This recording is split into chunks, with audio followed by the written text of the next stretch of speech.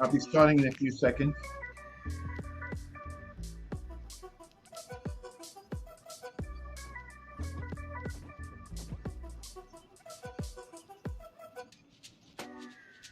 Hope everybody's fine today. I got about an hour. I need to just start streaming instead of watching a lot of other videos or doing research. I should just stream. So I'm just going to try that, and I think I'm going to stream for about an hour, something like that. So if you're in the building, let me know, and I'll begin in a second. I just want to.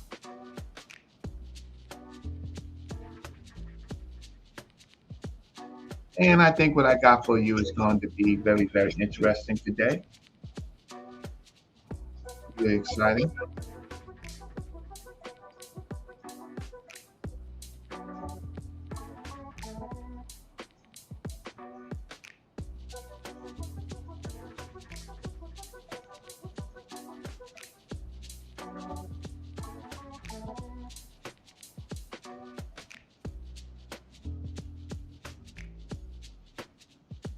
Just want to see who's out there. Great. I got 3 people watching, so guess what? That's enough for me. If you're in the building, please let me know. Chat. I appreciate that. Okay. So let's get this started. Um, all right. So what we're gonna do is Solomon TV. Thanks so much.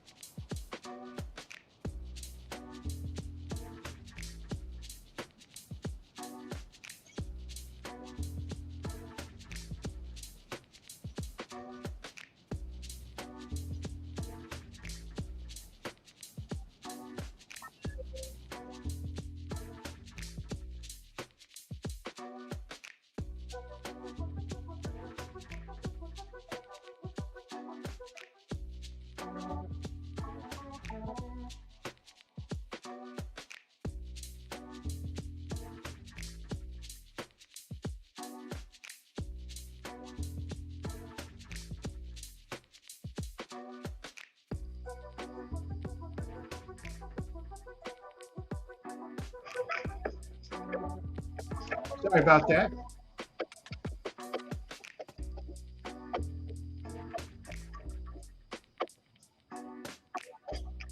Having a little difficulty, and I'm gonna fix that in a second.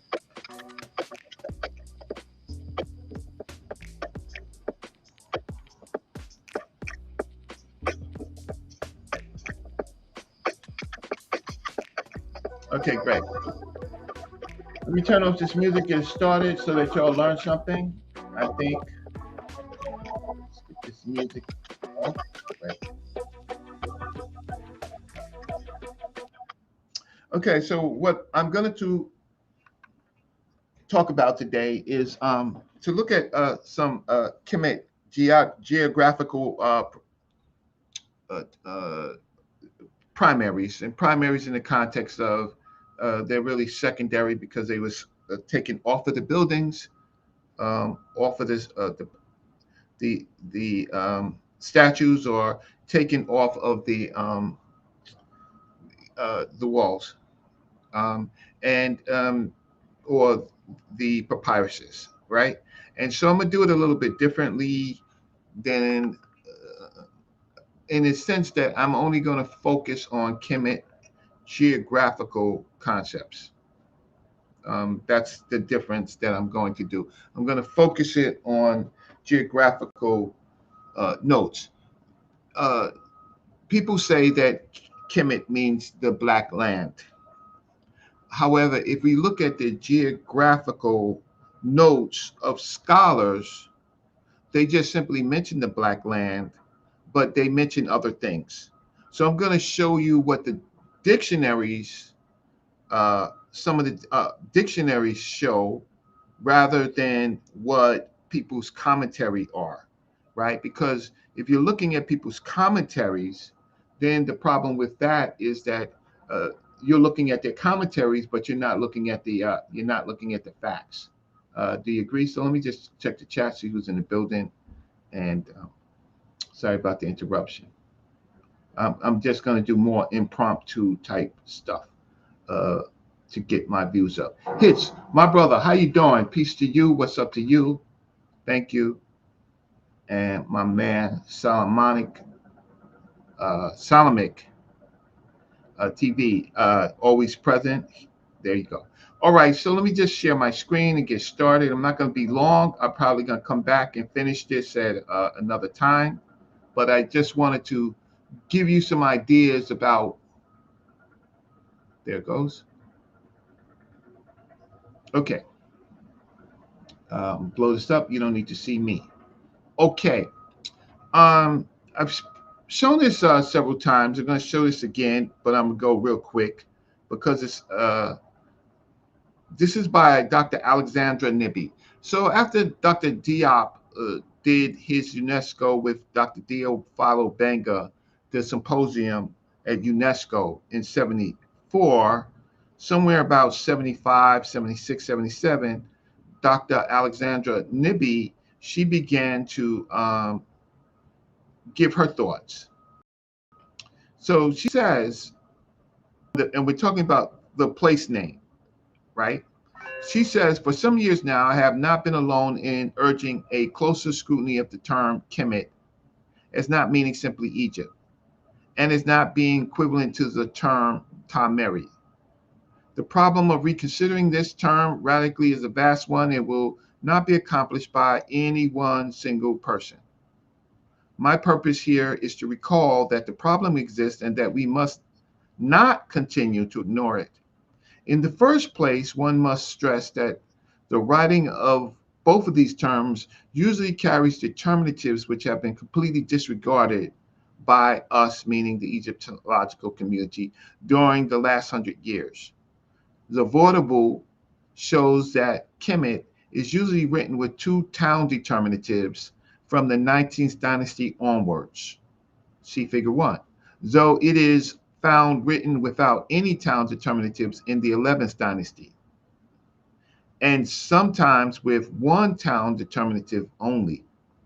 So this has been problematic because if you're looking at Kemet as a place name in the 11th dynasty, sometimes you see Kemet without a classifier, the Nuit. So sometimes without interpretation, uh, translation, we don't know. We see Kemet, but we don't know what they're talking about. So then you need the translation of the whole word, right? And then during periods, the way Kemet as a place name is used changes. And of course, I have written about syncretism and as a way in which to understand how we should look at ancient Egypt. Okay, so she says also,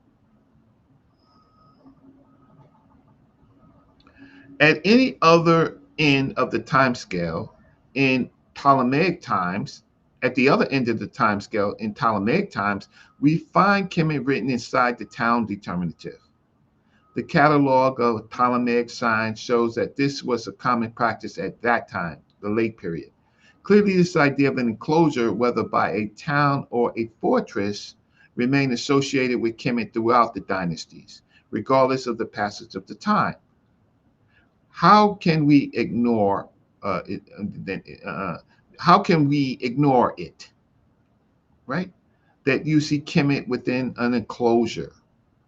In an effort to understand what is meant by Kemet, we should perhaps try to interpret it as meaning the Black City, which sometimes may perhaps be a Trebus or another town. This town determinative may indicate simply an administrative center by administrative center. By accepting it in this way, it may be probable in time to understand better what was meant by it.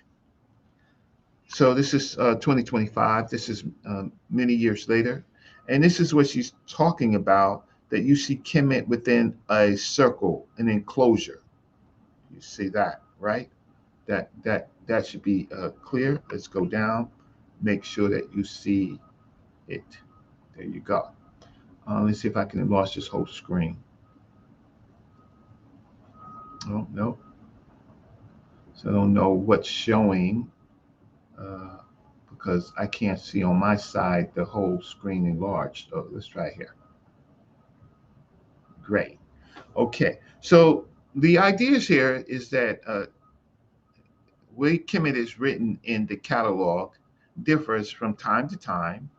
And what is also important is that it's an enclosure. And so you've been on Smash Rockwell's show, so you know he talks about Kemet and a wall around Kemet. What does that mean? Why do you need a wall around Kemet? Think about it. Uh, uh, do you need a wall around Kemet to protect from the outside? Or do you need a wall around Kemet to keep things inside? And that should be a very important trigger if you know my work, because I was talking about Kemet and cattle culture. So let's go on here. Um, yeah. So let's go down to this part right here. Okay. So Alexandra Nibby, uh, um, um, what she did was, I guess you can see the whole thing. So let me minimize it a little bit. Okay. Blow this up. And I'll put me inside this screen. I'm trying to put myself in the screen. A second. Okay. Or maybe not. Okay. Yeah. It's, I want to switch it. So we can switch this. There you go. Right. Okay. So Alexander Nibby, she has this passage in the Ramesses period where she shows that Kemet, which is here, give me a second. The Ta in Kemet right here is Ta in Kemet is thrown out, right? It is thrown out of Tameri. And if we look, we would see Tameri, Ta in Tameri over here. So it's basically saying that the people in Tameri has heard, right? The king. And here we see Tameri with two Nuit signs. And then over here we see Kemet, Ta in Kemet, right here. And they use this word ruti, which is thrown out. And I'll bring that up. So we know that, okay, so here it goes right here. This word over here, ruti, outside, right? And this word uh, kai, kai, and, and which means to strike, just to be thrown outside, right? So in this particular period, during the Ramses period, Kemet seemed to have been separated from Tameri. Um, and it may have been because of uh, rebellion, war, attacks from maybe the sea people, right? But we know that it was in fact thrown out. Okay. So then I'm just giving you some ideas so that you can understand what I'm going to show you next. Okay. So in this text, in the dissertation entitled Topic Focus Articulation in Biographical Inscriptions and Letters of the Middle Kingdom Dynasties by Dr. Renata Langford, she renders this term, and I only have it from 12. She renders this as, I'm not going to read the meta nature, then she placed me in Dendera, right? Um, Foremost inside the great royal palace. I spent a long time there, a long period of years. Now, so we have the metal nature for what she's talking about right here. And Miriam Litton, she examines this and she says When we turn to Merriam-Webster's ancient Egyptian autobiography, chiefly of the Middle Kingdom, and study and anthology, she translates this as, then she placed me in Dendera, right? The same as that, placed me in Dendera. Then she renders it in her mother's great cattle farm, rich in records. Um, Rich in records. Okay. So, but what she does is that she says that there is a Km.t here. And Dr. Uh, Miriam Litcham is saying when you say the whereat, right? And then this kind of uh, cattle farm, Km.t, right? Right? And this is right? Um, right? She renders this as Km.t, a Km.t is here.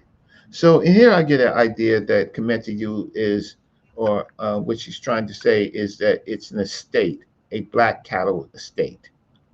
I say that to say that when we start to look at terms from a dictionary of geography, right? And we see is here in French, right? Well, when they look at Kim and they put a question mark because there are a lot of, let's just blow this up, get me out of here. So I'm going to blow this up, maximize,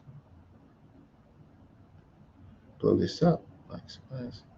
I don't see a lot of my controls here, so that's why it's just throwing me off. So you have to forgive me because I don't see my controls for this share. I don't know why I don't see it, but I'm going to try to push on to till I get to the point where I can see it. Well, if you look at Kim, we really don't know what this Kim is right here. We really don't know because there's a question mark, but they give a lot of variations for this particular Kim. And even though this is in French, I have it translated. But if you go on in all of the different variations, right, of this Kim, you see that it's connected to a cattle farm. And then over here, they give this Kim right here, the same Kim, right, with a Nuit sign. So this is a Kemet. So this is a variation. So this place of cattle, right, can also be a Kemet. Let's just read what it says. Let's just read what it says. So let me just go down.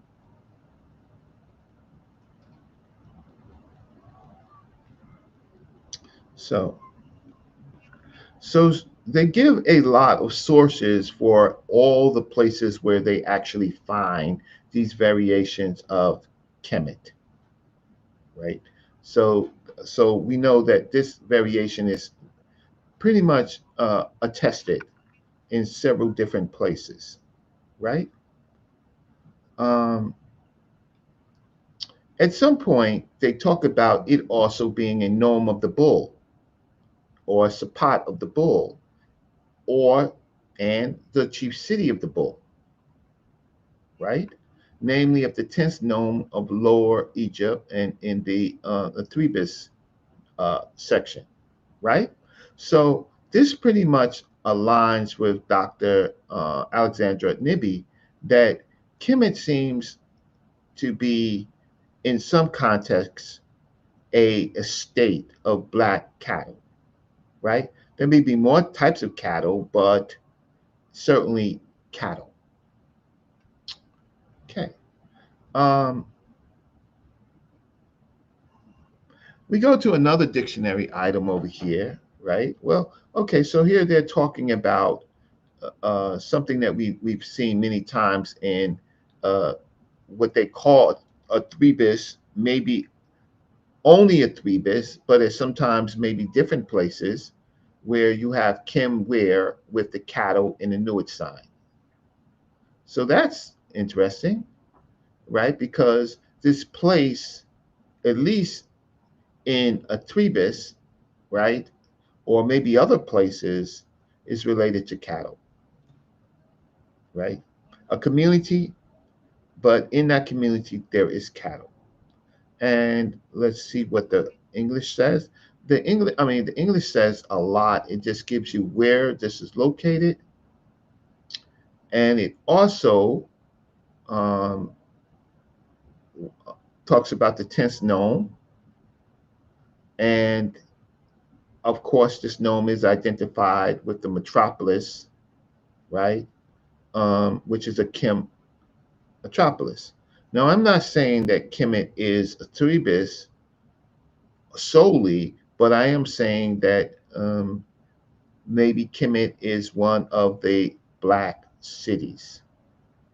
So they talk more about Trebus here. I'm going to skip that. And then I'm going to go to something that's interesting that most people have never really seen. Okay, so here we have Kemet, and now, well, Tameri had two Nuits, Kemet, which they pronounce Kim out.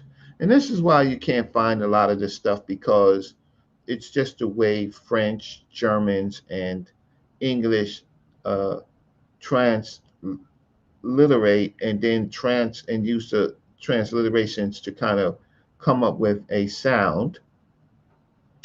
Um, I could say that this is Kimut, right? But I can also say in English that this is Kimwheat. Kimwheat, why? Because there's a plural of Nuits. Kimwheat, the same that they're saying Kimut, right? And a lot of times it's just a pronunciation that kind of throws you off. So you have to be familiar with all the pronunciations. So in this stele number 2 or 53 of Cairo, right? And, the tomb and funerary stela of the Middle Kingdom in a general's tomb, they render this as, watch this, black cities or cities of the black land for people who want to say that Kemet, without any real reason, it means the black land. Because there's nothing in any of these interpretations that I'm showing you translations that Kemet is in fact the black land. But for argument's sake, for different views, they say that it is this Kemwheat is black cities or cities of the black land. Okay, there you have it. Okay. Um, from another source, translating from Demotic, they talk about this Kemet, right, as the black land, the dark brown, the country of black, like heaps of charcoal. So they do the both things, the dark brown or the country of black, like a heap of charcoal, according to Kunz in this bulletin. A designation of Egypt as fertile land in a contrast to Deseret, the red or tawny regions, which was in the name of the sandy deserts bordering the black land to the east and the west. Okay, so we have this debate going on still in Egyptology. Does it mean simply the black, right? Or does it mean the black lands? And then in this context, um, all the sources, almost all the sources, identify it with the black cattle, right? Also as a concept that you cannot separate it from. Okay. Then they talk about how it goes into Coptic. Okay. So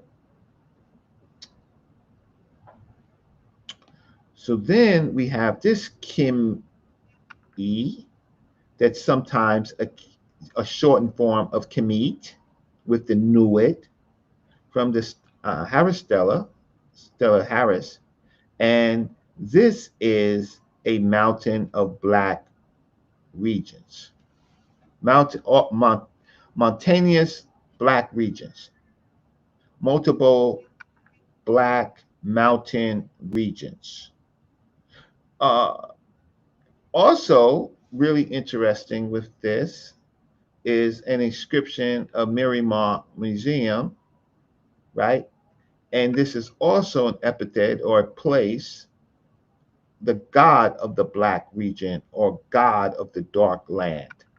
So now we have it is the Egyptologists or again trying to find a way to communicate with both sides. But one side clearly says that Km.t, uh, this Km.t over here, right? You see it right here with the netter, is the god of the black region or the god of the dark land, an epithet attributed to Osiris of the black face. Interesting that in this regard, interesting that now it's could be mountains, right? The mountains of the god with the or the netter with the black face, right? Or it could be a cattle estate. It could be a cattle farm, right? Um, but again, some people continues to claim that it means the black land, where this obviously can't mean the black land over here because you have mountains. So it's got to be at least minimum the black mountains. Now I have more geographical from the dictionary talking about other kind of black places or at least terms of black places, right? So here is a kimware, right, with an enclosure, but the enclosure is a determinative, right? And again, on Smasher's show, he talks a lot about a enclosure or a wall. That Kemet isn't a wall. All righty. Um, from that, you have kind of a diagram of of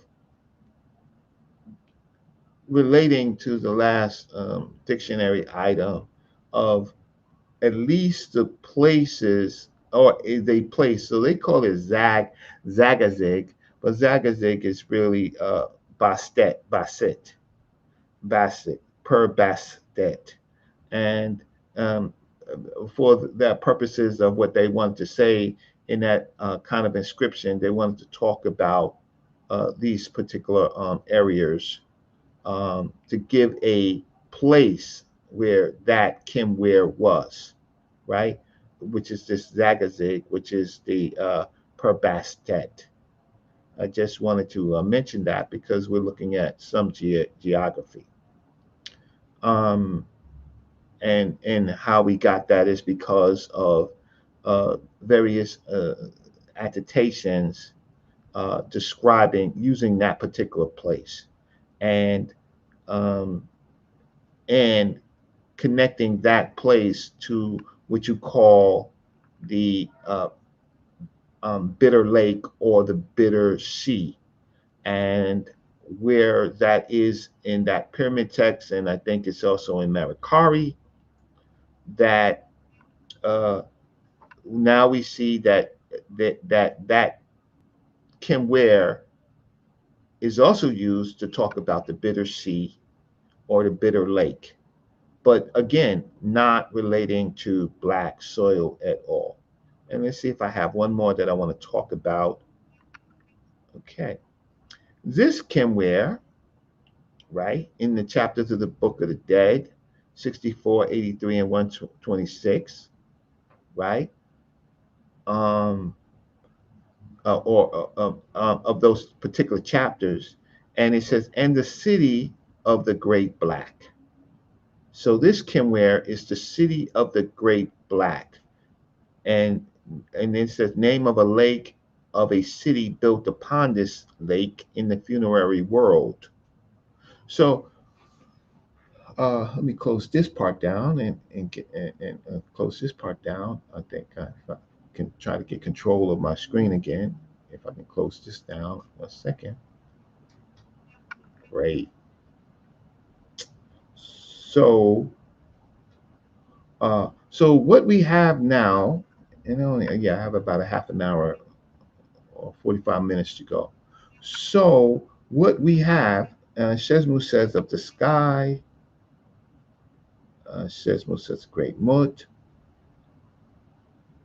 Uh,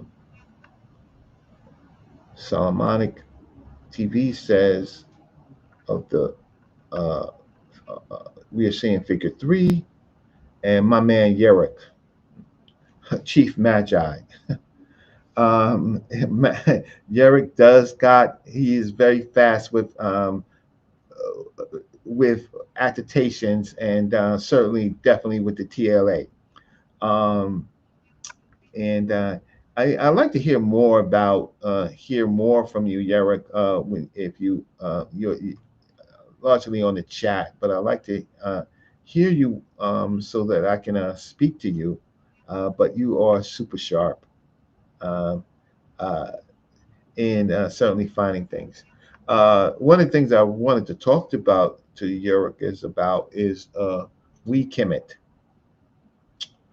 We Kemet, when I was having a discussion on ear Kemet, Yurik found for Smash we Kemet, and I have some information on we Kemet. We Kemet is a Kemet that's attested, but it's uh, in the south. It's it seems to be in Nubia. And that we commit is a very, very important conversation, Yarak, in dismantling Dr. Sonaran's statement that he talked to Diop about Kimu, and he's talked about the hinterlands, right? So that find of we Kemet is a very important conversation. What we have is the place that we call the civilization that we call Egypt. Well, we have it going into places in the south that they don't control. Once they have control of it, they begin to rename those places. And when they rename those places mostly to their own language terms, often forgetting the original terms, but they named a place called We Kemet, right, in Nubia, and Yarak. That find helps us dismantle Dr. Sonoran, and so maybe on Smasher Show, I'm writing about it, but the way sometimes I like to hear different opinions, uh, you it would be very, very insightful. I have actually found We Kemet. I actually found their attestation. It's so hard to find it. It uh, took me a while to actually find it, but I found it, and it's in Nubia. And Budge relates We Kemet to the territory that he talked about in the famine stela, right, or the stela of Yabu, where there are mineral resources.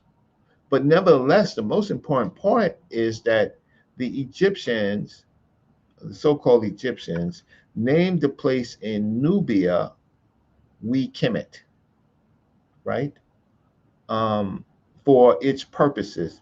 And I think that helps dismantle Dr. Sonoran's quick statements on Kimmel and the hinterlands. And let's see what this, let me just see if I find something in this text with the hinterlands. Give me a second. Okay. Okay. So this version of Kim Ware, right? this version of kimware, it says sometimes written, okay, sometimes written this, or this, sometimes written this, or this, right?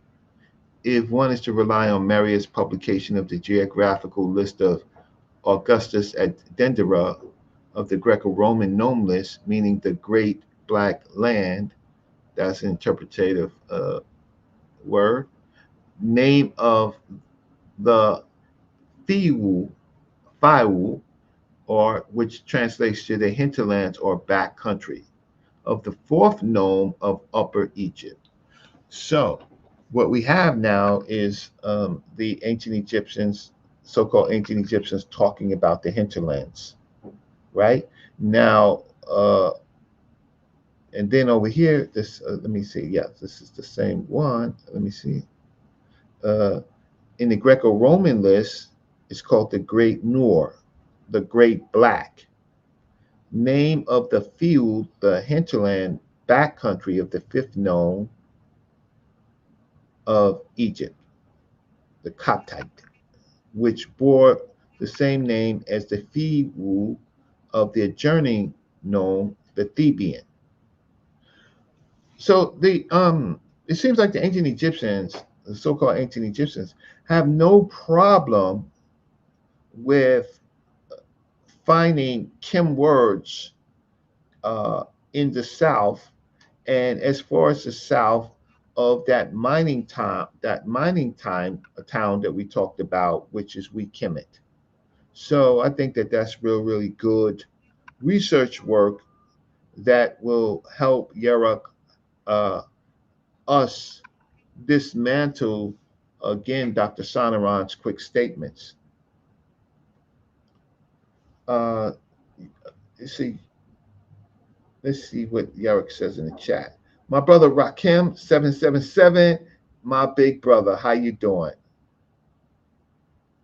Um, let's see where we are now. Yeruk says, I didn't think we Kemet, and I didn't think of we Kemet and Sonoran. Well, that's why you have other magi's to help connect good research points, right? To because it's research points that leads to our studies. But there you have it. You did it.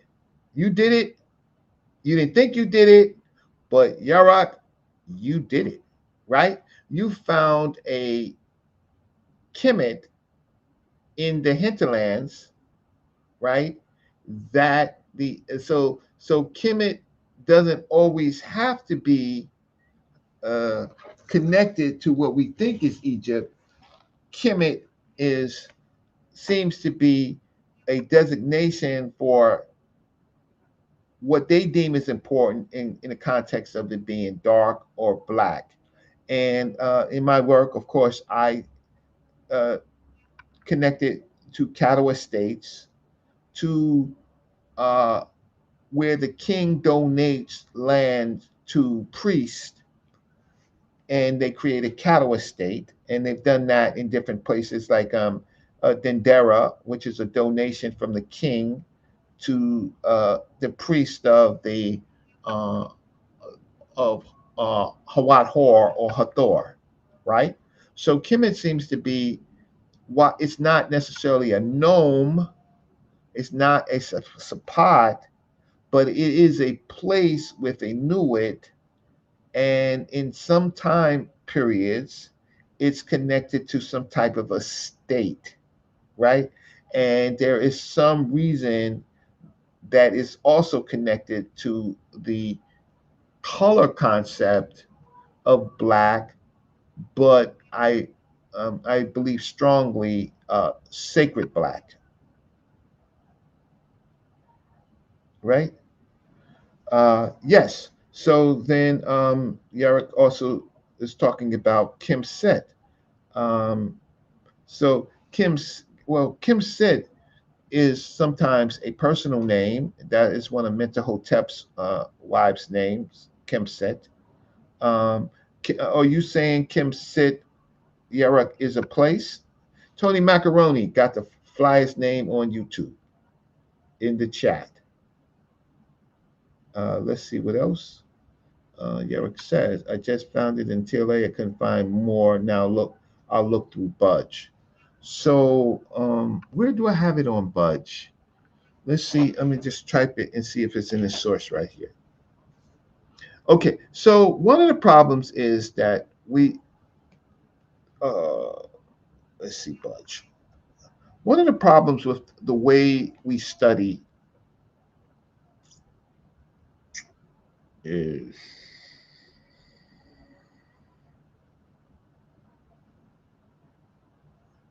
um, it says, so it's giving me one source here. So I have it somewhere else. I have it somewhere else. Okay. I just have to figure out where I want to pull it up from to talk about that. Let me see what, yeah. So one of the problems of our research is, okay, so now in doing this so long, many meta-nature, uh, researchers, scholars, content creators, well, we go to the TLA. The TLA is an important source, but it doesn't have, it's a lot of stuff that's missing. So just because it's not in the TLA doesn't mean that it doesn't exist. Then there are general dictionaries that talk about Egyptian words. And so we've seen the Faulkner Concise Dictionary, right? We see Budge's dictionary. Uh, but then there are dictionaries that deal with specific aspects, only those aspects. For example, geographical aspects. Peace, Pan African Designs and Apparel, my brother. Peace to you. So, uh, what I also find is that a lot of this material is that you're looking for, you are not going to be able to simply Google it. You're not going to be able to Google it because even if you're Googling it, it may be in German and it may be in French, right? And you're not going to find what you're looking for as you're Googling in English. You're not going to find it. And second of all, it's you. Some of these are in books that have not been uploaded to some source that the Google or sometimes AI can actually find. So then it seems that you have to read publications, sometimes in other languages. Luckily, if I can read aspects of Medu Neter and I can get the transliterations, then I can search for the transliterations. I don't have to search English, French, or German. I can find that when they reference it, I can find it and translate it. It is laborious. You think that the work that some of us do is easy. It is not. It's laborious. Sometimes it's stopping your life and going to a library or ordering a book and waiting for it to come 2 to 3 weeks in a library if the library has a loan, uh, if you can get it from a library loan, or you may have to travel to get the book, or if you have the money, you might have to buy a $600, if it's that interesting to you, $600 book, right? And some of these books are in series, so it's not just one book. It could be up in uh, it could be 7 series, 7 volumes of a particular book. And I had went to the library recently on a treatise, Hood Harrieb, to see what Bernice Pascal said about it, and I got the book, and the book is not in English. Right? I'm in a library. The book is not in English. Uh, but luckily there were meta nature, and so but the meta nature is not indexed. So then I have to take the whole day and try to read through it, and only find of the whole 3 hours that I spent, maybe one thing that I can use because I wasn't really there for a three bits. I was really reading there because I had done a search on AI and it quoted Bernice Pascal And I was like, I don't believe you, AI. I don't believe, I think you fabricated. You said you got it from Vernel Pascal. I asked you for the page number. You couldn't tell me. So I couldn't bring that to the public. I would be embarrassed. So then I had to go to the book and find out, as I suspected, AI, artificial intelligence, ChatGPT fabricated what it thought I wanted to say. That's There you go. So that's it. So I have let me see, it's 5. I have about 15 minutes. So I want to hear. I know it's a short channel, a short time. I understand that. I can come back. Uh, Someone dear to me is running for mayor of New York. She has a program I have to go to in Manhattan. Support your brother Reggie. Um, uh, I have to go to. Um, don't want to go to because I would rather spend more time with you on something I'm doing, but I have to go there to support. And so there's my Cash App. If anybody is, listen, how can I say, for some of you who do this work, what I am doing is I'm providing a shortcut, right? I'm letting you see different geographies of Kemet, uh, Kimware, specifically from a geographical dictionary, not from a regular dictionary. And in all of this, uh, they are giving you sources as to where you can find the primaries, right? Oh, Christopher Wizards, how are you? That is another super sharp person that I am, and Super Wavy's here. Piece of you, Super Wavy. But Kemet Wizards is just a treasure chest of being able to read metanature very quickly. So, Christopher, if you miss most of the show, uh, what I was I first because you were so important. The first thing I did was I um, I talked about Alexander Nibby's problem with Kemet, that Egyptologists haven't really studied Kemet, and that Kemet is most of the time seen as in an enclosure, right?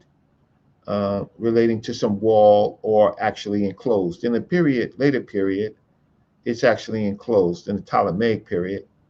But its enclosure to me seems to be related to some type of wall, not to keep things out, but to keep things in, particularly cattle. I talked about Alexander Nibby wrote something from Jean Marie Cruchen, right? Where Kemet here, Ta in Kemet, is thrown outside of Tameri. And here is Ta in Tameri, and it has 3 Nuit sounds. So it's basically the people of Tameri has heard what the king has said, and something of a scene. And I have to I can, I can, I have enough to translate it, but I never translated the full part. But I was mostly interested in the part where Kemet is thrown outside, captured or rebellion out of Tameri. Then what I did was um, I talked about Miriam Litton's translation and Dr. Renata Langrafova's translation of this line, where uh, Dr. Renata Langraford, she rendered it as, then she placed me in Dendera, foremost inside the great royal palace. But Miriam Litcham, she translates this as uh, she as then she placed me at Dendera in her mother's great cattle farm, rich in records, a foremost enterprise, the great estate of Upper Egypt. This cattle farm that she is talking about, right? Sh- but she translates it as Km.t, and she translates it as Km.t, and so does Dr. Renetta Langford. You see the Km.t here, right? But then she calls it the Great Royal Palace, right? Miriam Litcham translated it as the Great uh, Cattle Farm, which is an estate, a foremost enterprise, the greatest estate of Upper Egypt, right? A rich, great cattle farm. So Kemetu is a great, rich cattle farm, rich in records. So it's just not uh, how can I say, it's just not for pastoral agriculture. It has this estate is a seems to be a record place. And then what I did for uh, I um, I talked about I went to a geographical dictionary and looked at every word, every entry that they have of Kim places, and then what I did was notice that in many of the descriptions, they talked about it being a city or an estate. Then I get to this very rich part where this, when sometimes when we see Kemet, this Kemet right here with the Nuit, it's just there's a that might be a short form because it's also called like in the Temple of Osiris at Dendera, it's called uh, Kemet with the Nuit sign, right? Um, but I found something very very rich, which is this Kimwit or Kimut is Kemet with three cities, and it gives us the great some resources in this stela, right? Tomb and funeral stela of the Middle Kingdom, where it says that Kimut, Kimwit is the black cities or the cities of the black land, as Egyptologists fight this black land thing out where they have no attestations. But from almost all the attestations, it seems that it's some type of fortress to keep things in, not out. Or it could be a cattle estate. It's marked with a nuit. You're not going to see there's a sapat, yeah, or a gnome, but you do see it often. So when we're looking for Kemet, we're looking at, in this case, it helps me because this talks about black cities, right? The black cities or the cities of the black land. So Kemet is not just one place, but in their mind, a concept of black cities. In some instance, it could be one place, like when Mentuhotep names the whole country Kemet, but in other time periods, it could be this these floating cattle estates that are rich in records that have that are oftentimes donations by the king, the pharaoh, the ruler, to a priesthood to work and establish, right? And to make things happen. And we know these things would be important because when the Minervis or the Apis bulls dies, there's a great cattle search for the next one, and they're going to preserve their energy. And the first thing that they're going to do is they're going to go to these great cattle farms to see if there is a calf that they can make the Apis bull. We also know that the cattle, the black cattle, is much more prestigious and costly and used for ceremonial purposes. And so they would keep these cattle farms. The other cattle, the Deseret and the dappled cattle, those are more food sources, right? But we know whether it's a black cattle or black ox, it's much more, how can I say, uh, it carries much more economy, much more richness, much more power, right? So, um, oh, Smash just joined. Peace, Smash. My man, Smash Rockwell, best in the business, right? Um, uh, so what I did was I was trying to help the audience. I got to go in 15 minutes. I was trying to go and help the audience to know that okay, most of the time when we search for Kemet, we're looking at general dictionaries, right? But there are also a few geographical dictionaries that just handle particular places. So in here, in this geographical dictionary, for maybe the 15 entries of Kimware, Kimweret, Kemet, right? I have found this particular Kemet right here, which helps us to know that Kemet or Kimwheat, right? Kimwheat, because a lot of times when we're looking at entries, if you see three, right, you know it's there's a W in it, right?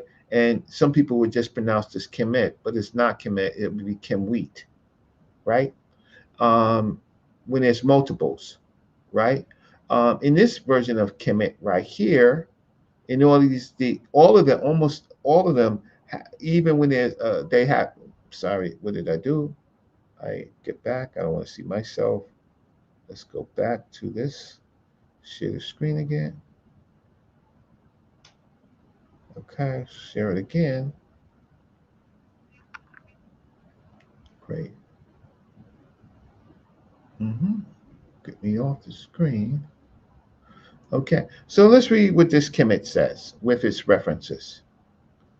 So here's Kemet proper. And these are all the versions of Kemet, the place name, right?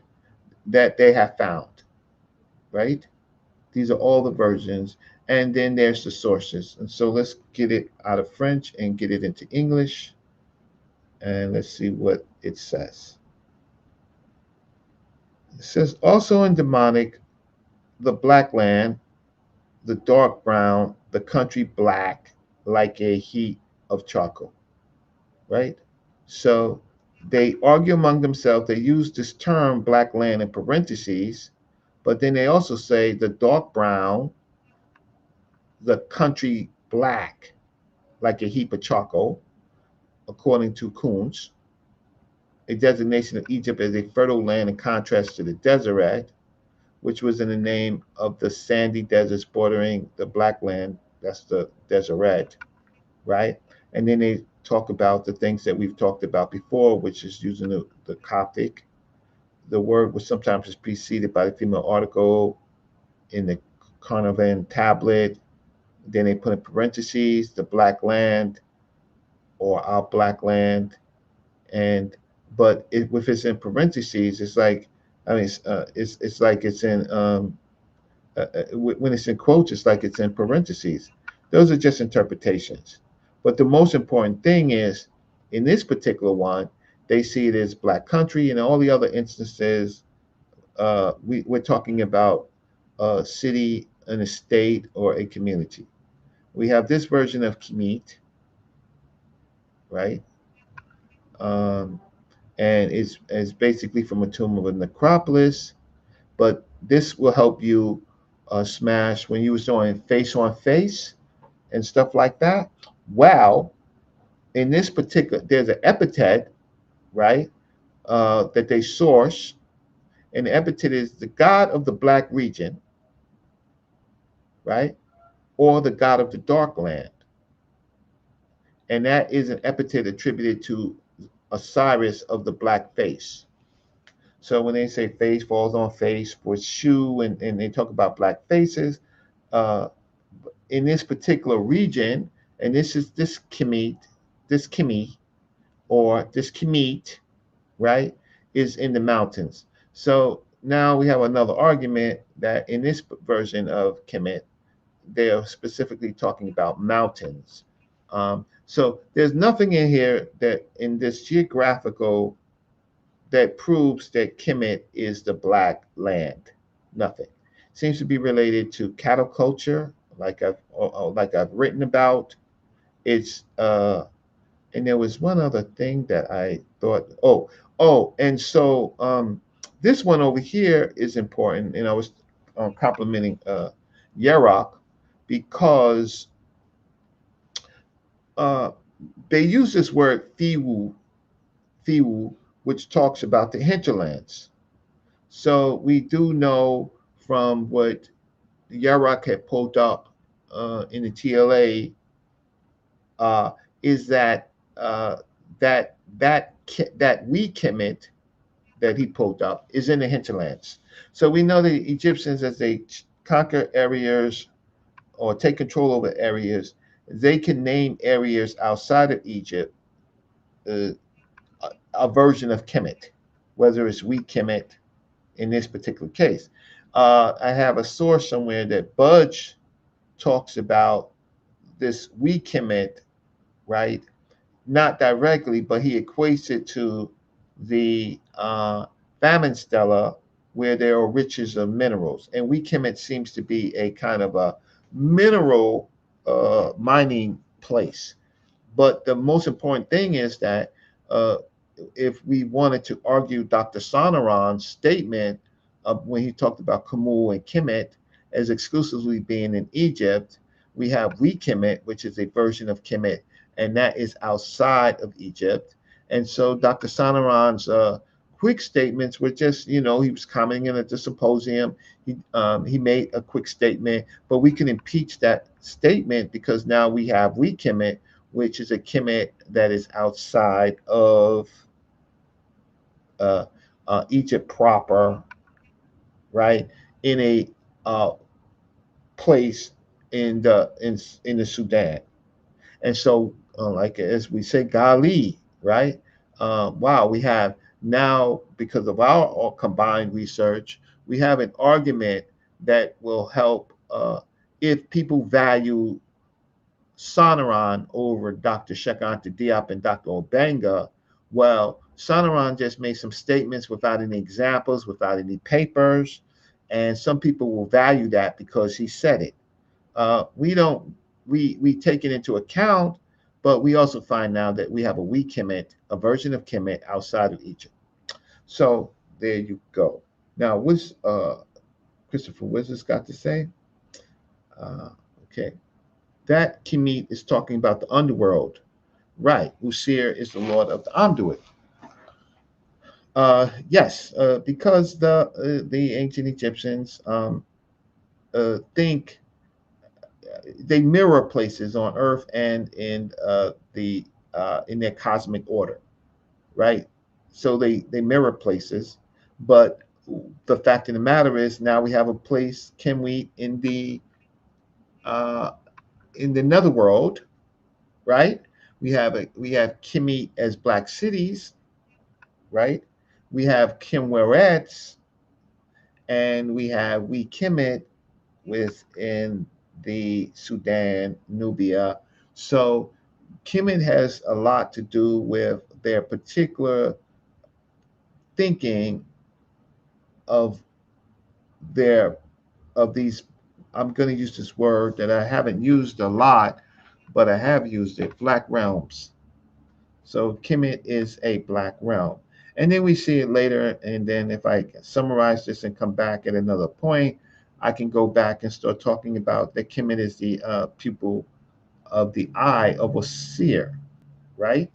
So that has something to do with the netherworld, but Kemet is kind of like the center of the eye of a seer, right?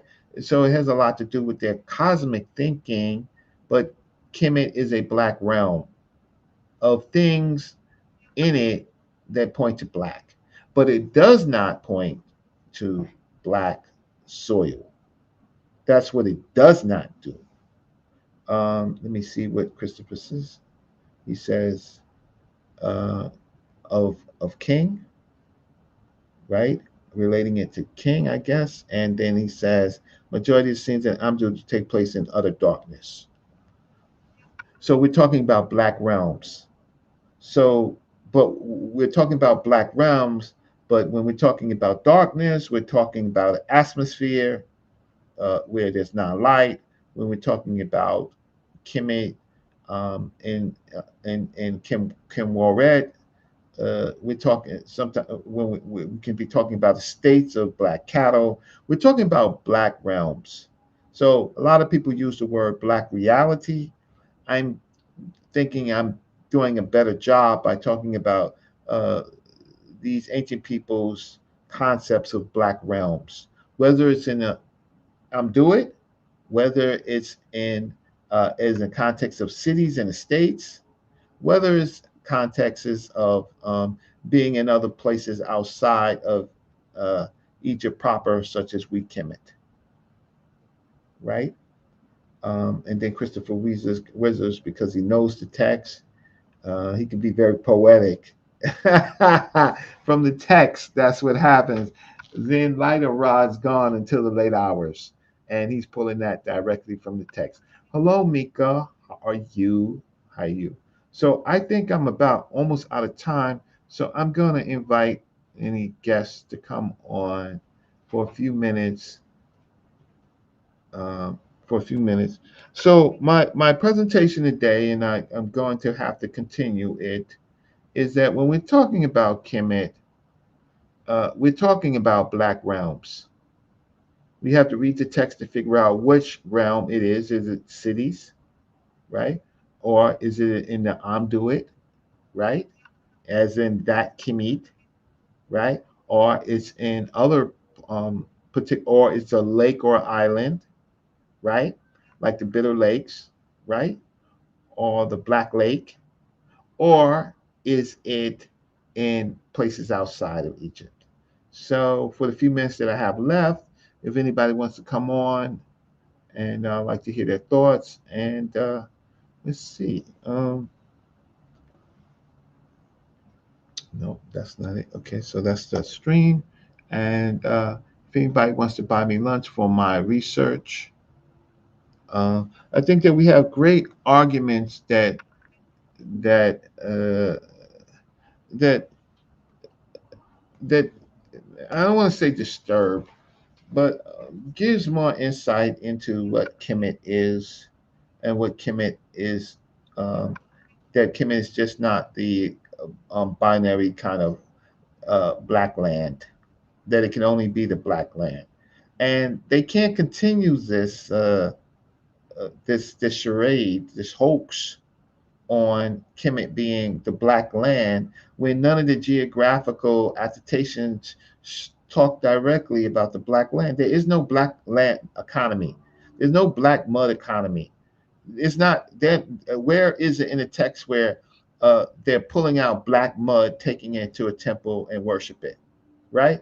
They're talking about the water, right? And they're talking about the effect that the water in the river, right, uh, may how can I say connects with the soil, but there's no black soil mud economy, right? There's only Canoon that's fashioning humans out of clay, right? But Canoon is fashioning many people, not just dark skinned people, but reddish brown people. Canoon is fashioning human beings with all this diversity. So the mud can't always be black. So you got to throw out Canoon and black mud, but you do know that he's in the South, right?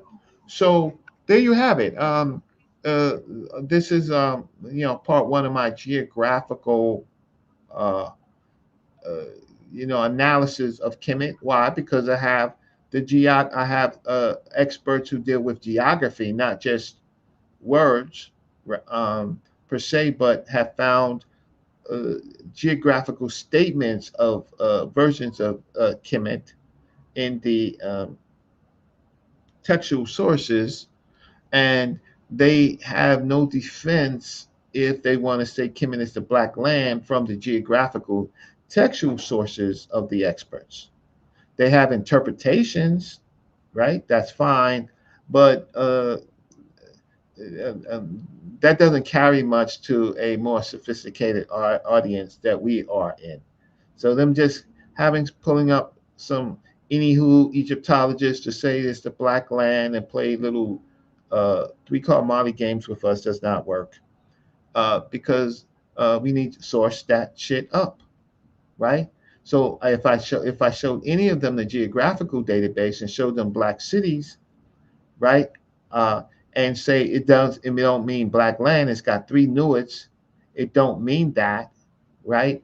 Then if you contrast that with Tameri with two Sabbats, you could say Ta in Tameri, right? But Tameri is a kind of a poetic name that we call it the beloved land, but it could also be the beloved cities. So Tameri doesn't Ta uh, Ta in Tameri could be land because it says land with Ta. Ta in Tameri. It don't. It's not the Tameri may not be the beloved land. It may be Ta in Tameri may mean land of the black land of the cultivated cities, right? Or the beloved cultivated cities, right? The cities that produce for the country, Ta in Ta Mary. But so the Ta Mary part, uh, even though it has the Ta in it, the Nuit and the classifiers help us understand more that it may be the Ta may not be land, but it means places, right? Who's to say that just because we see Ta, it just means land, right, and not places? Uh, so let's see what Christopher Wizard has to say. Nice, Reggie. I'll go back and watch the whole show. Yeah, well, great. I summarized it for you because I saw that you came on. Uh, and BR says Christopher Wizard says here the black land is very short-sighted. It is. It's a hoax. And BR says the black land. Yeah, well, um, it's short-sighted. There's no attestations for it. Uh, I'm not saying that UBR is banking on the black land, but I can assure you, and you don't have to respect me. You don't have to respect my scholarship. Don't and you know what? Don't do that. Respect my research and my attestations. I don't care if you don't respect me. I'm not talking about UBR in general. I don't care if y'all don't respect me as a person. You think I'm just like many of you. I'm not saying on this board, but what I have found is that, uh, you know, black people see black people as the same no matter what. And so they get to know you, they get to hear you, they get to and they just make but what about all the other attributes? What about the education? What about the research? What about the time of doing this? What about talking to scholars? What about presenting? What about what do other scholars say about you? Right? What about all of those things? If you want to compare yourself with me, please don't compare yourself with me. I'm not talking about y'all, I'm talking about in general. Please don't compare yourselves, your educational level, your experience. Please don't compare it with me. Don't do that, right? Um, just you can call me Brother Reggie, and that's fine.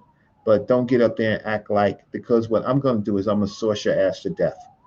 And what I find, and what Christopher Wizards finds, and what Smash knows, right? Europe knows, Sadiq knows, a lot of us know is that these so-called experts, they don't bring no sources. What they do is they wait for us to give us a source, and then they do an interpretation on it, with still without getting a source, right?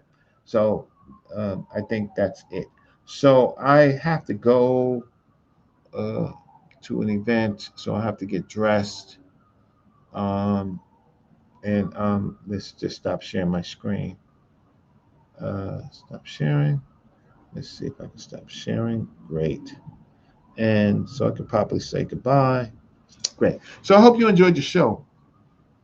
Um, Due diligence. Peace to you. Thanks so much for visiting. Um, uh, um, uh, I am going to revisit We Kemet, and I'm going to revisit Ear Kemet, because now we know that Kemet can be in the hinterlands, uh, and uh, Kemet can change within the country in a sense that it is as the country changes, and the kings change, and the thinking changes, and the language changes, and that to say that there's only one Kemet, which is in the Kemet that begins in the Merikari time period, uh, under King Keti, which was a king in the Delta, well, not in the Delta region, but around there, uh, to say, and that he himself wasn't talking about all, he was talking about his Kemet. So when the eloquent peasant went to Kemet, eloquent peasant went to seemingly an estate to sell his fancy goods, his skins, and other things uh, to uh, to an estate where people were gathered for some type of festival, right? And so that's why he chose to go there until he was robbed. And but the Kemet that he was going to was not all of Kemet. It seemed to be going to a particular cattle or estate where he could sell his fancy goods. But if you want to think simplistically and low level, and saying that he was going to Kemet, but he was already in Kemet, don't make any sense. So somebody make sense of this. So well, Christopher, thank you so much. Right, I appreciate it. So we have some disputes occasionally um, on information, but ultimately, what it comes out to me is not what I believe, what the other person believes. It comes down to the sources. And my argument is always, well, I see Kemet coming from the Winners Pyramid text where it deals with cattle. When Winners is the Sai Kim Sa Sid Kemet. It's a black ram or ox born of the black female ox or female sheep. That word Kemet then becomes authoritative, it becomes sacred, becomes connected to cattle. Then we see the famous statement uh, of the Kemetu like Apis. And that cements my idea that Kemetu is related to cattle culture, related to the black Apis. It's a double entendre, so to speak.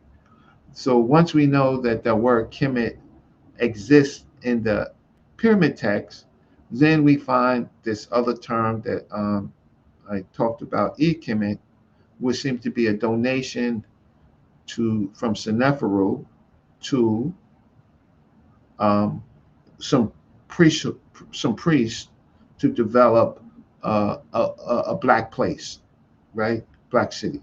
So there's not one Kemet. There's multiple black places, black realms in the sky, in the territory that we call Kemet, outside of Kemet, and then we see a great statement from Edfu that is the pupil of Osir, and Osir has a black face, right? So we're talking about black realms. Uh, Prior, people we were talking about black realities. I'm talking about black realms, right? When I have to talk about in realms, black realms, and what's in the realms to make it black. So I think uh, Pan African Design says we with you, brother Reggie. uh, y'all are, but the rest of the people I can't tell because I give amazing research ideas to the community and in this whole community. And most people want to deal with what Apostle has to say, or what Yara has to say, or what Zion Lex has to say, or or or any of these groups of people over real research. Show me them in a library with a library card in an institution working anywhere in the context of research. But on these streets, right? You everybody is everybody. So because you have a deeper voice or you're wearing fancier gear, right? Or you got fancier words. That does not make you a better scholar, a better researcher. because ultimately it comes down to, and people like Christopher Wizards know, and Smash knows, and Sadiq knows, and it comes down to, are you able to? I heard what you said. I said, Jim, I heard it. I heard what you said. Um, those are your words. Your words are going to die. If you think you're so big and bad and hot, you write something and get it published, right? And I don't necessarily mean an Amazon book, right? Or a Kindle book. That's nice. That gets your ideas out. But write something uh, where when someone's doing a literary review, literature review on a particular concept, that they have to come across your book. Do that, then I'll listen to, I'll give some credence to what you got to say. But those people that we find, and listen, they got more views than me. They get way more cash apps than me, right? Um, but guess what? When they die, guess what? They leave nothing. They leave nothing, nothing, nothing for the future to build on their life's work. Just because they said it, but just because you said it, like Dr. Sanaran said, what he said it, it appeared in a journal, right, or in symposium papers, but the fact of the matter is, it's not substantial. It's only substantial because he's Dr. Sanaran, but it's really, we've already found smashes found with Christopher Wizards and Sadiq looking out. We've already found Kemu in personal names, and we've already found Kemu used. So his only argument that seemed to survive was the hinterlands, right? But now we have Pu, which the ancient Egyptians are talking about Kemet in the hinterlands, and then we have as Christopher Wizard showed, a Kemet in the Duat. So why is this important? Why is this important in my closing statements? Why is this important? Is because the Europeans did not discover Africa and African peoples and African cultures and ideas. They did not discover. The African discovered them. They didn't discover Africa.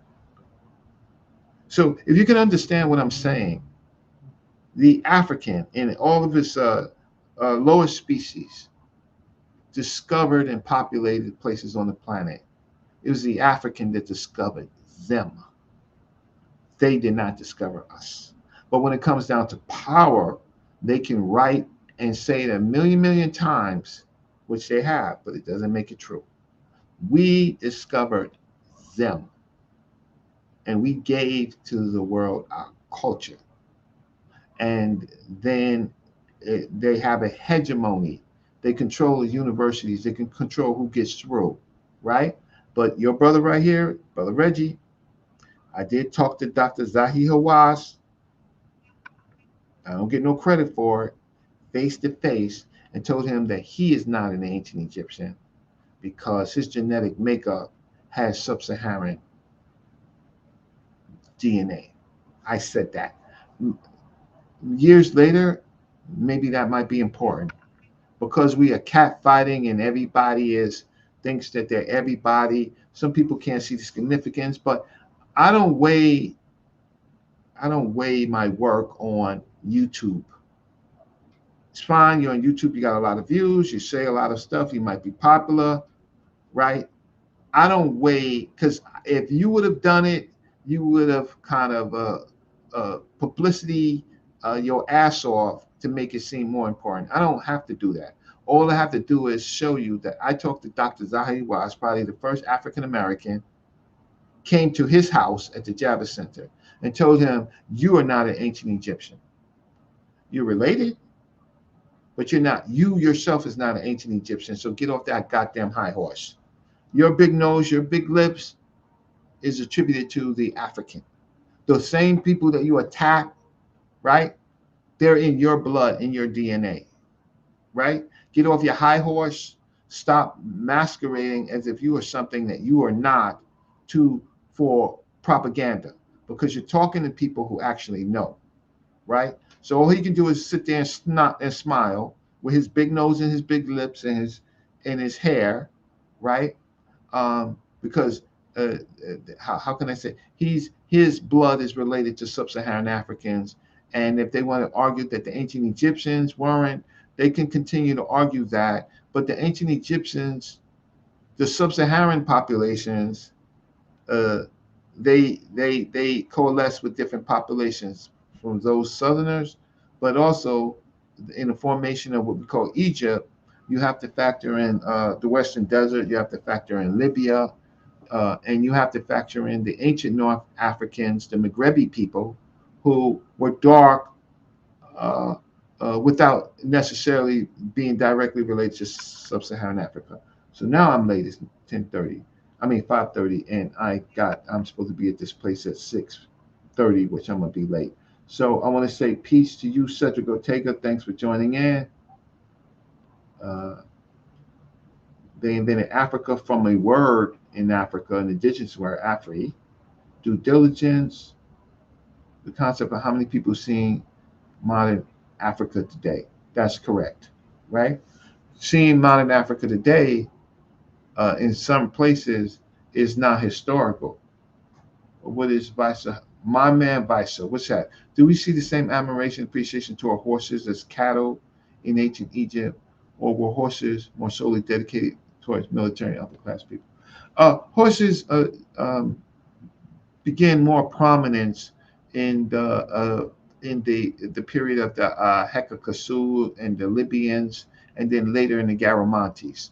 In the ancient Egyptians certainly used them, but the horses are not indigenous to Africa, so they become popular in utility. So with that said, let's see, BR, Dr. Reggie, do you run an online school called Km.t, and is it no longer, and is your run longer than Umar's? Uh, no, I do not run an online school called Km.t. I'm not trying to create one. And is your run longer than Umar's? Uh, I don't know what you mean by that, but I could tell you this. I met Umar at an ASCAC presentation many, many years ago when he was clean cut, what clean cut, nice guy, and he came to present, and he didn't have a laptop, so I gave him mine, right? And hey, Sakina, how are you doing? Peace to you. I'm getting ready to leave.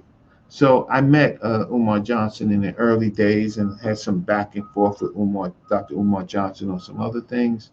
Um, Umar Johnson is a it wasn't Umar Johnson that created himself.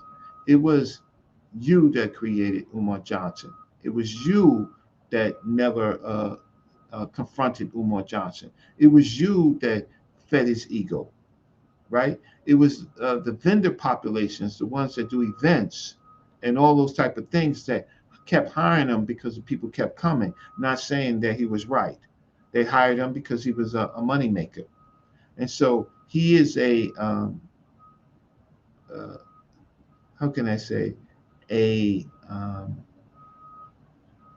creation of our people's unfortunate need to gather large crowds to make money at events. He's an event person who then said, you know what, I can do it without the events. I can create my own events. So he's a creation of marketing. So I don't know why you would equate me with Umar Johnson, because I barely get 10, 15, $20 worth of cash apps, right?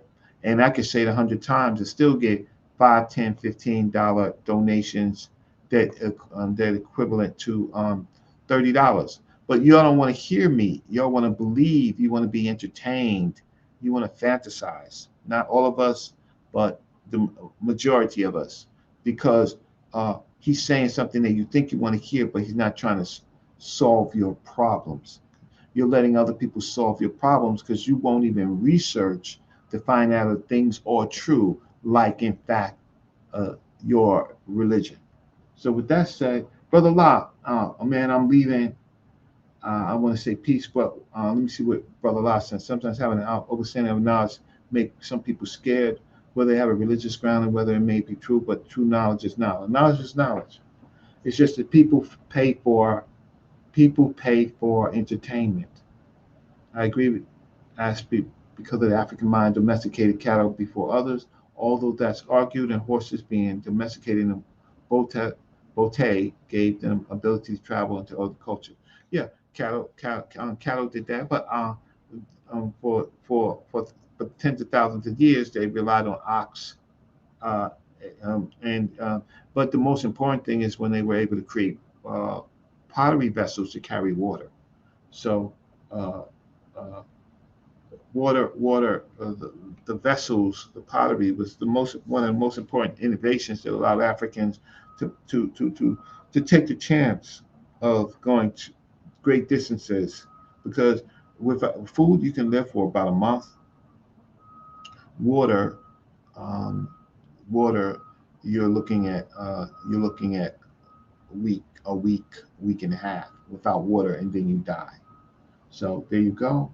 I want to say goodbye to everybody, and I want to say thank you. I hope you learned something about geographical Kemet and found out that the geographical Kemet entries don't mention no black soil, black land. Uh, um, we in our community shouldn't even be talking about that. Their experts can't hold a water jar to smash Christopher Wizards, Yarok, Brother Reggie, right? Steak, I said, Soren Ka, when it comes to agitations that they can use to prove. So, yeah, the donkey and the camel too. So, with that said, I want to say